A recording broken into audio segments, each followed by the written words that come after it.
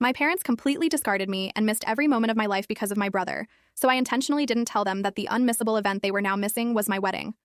I sent my parents a wedding invitation. I just didn't tell them it was mine. The envelope was cream-colored, thick cardstock, the kind that costs more per sheet than most people spend on lunch. Daniel picked it out. He held up 2 samples at the print shop and said, "Which one feels like us?" And I said the heavier one because we'd worked too hard for anything flimsy. I addressed it myself, wrote out Gary and Patricia Bennett in my own handwriting, not calligraphy, not printed, my actual handwriting, and I felt nothing. Which told me everything I needed to know about how far we'd come, or how far they hadn't. Let me back up. I'm Claire. I'm 29.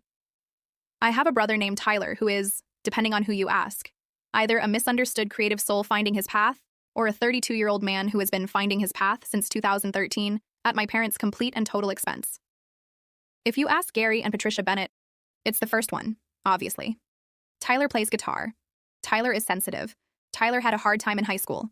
Tyler didn't get into the college he wanted, so he needed a gap year. Then another one. Then he moved to Nashville for 18 months to see if something clicked. Then back home, then Portland, then back home again. Each move funded by my parents, each failure absorbed by my parents, each crisis, and there were many, handled by my parents dropping everything, including me, to go fix it. I was there for all of it.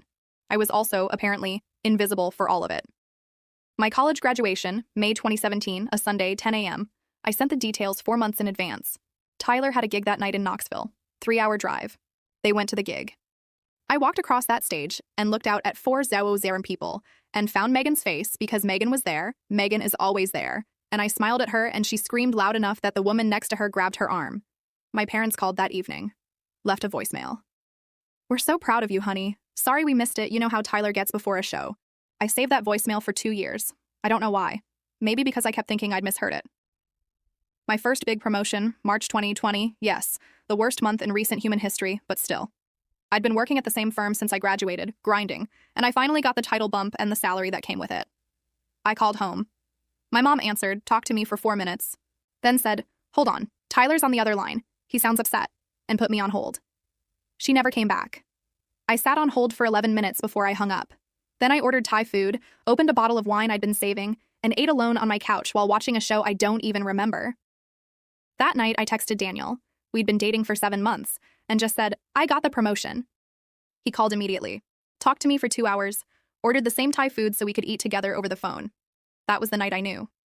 Daniel proposed on a Tuesday. Not because Tuesdays are romantic, because we were grocery shopping and he'd had the ring for 3 weeks, and he said later he just couldn't wait anymore. I was holding a box of pasta, and he was in the cereal aisle, and he walked over and said, "I need to ask you something." And I thought we were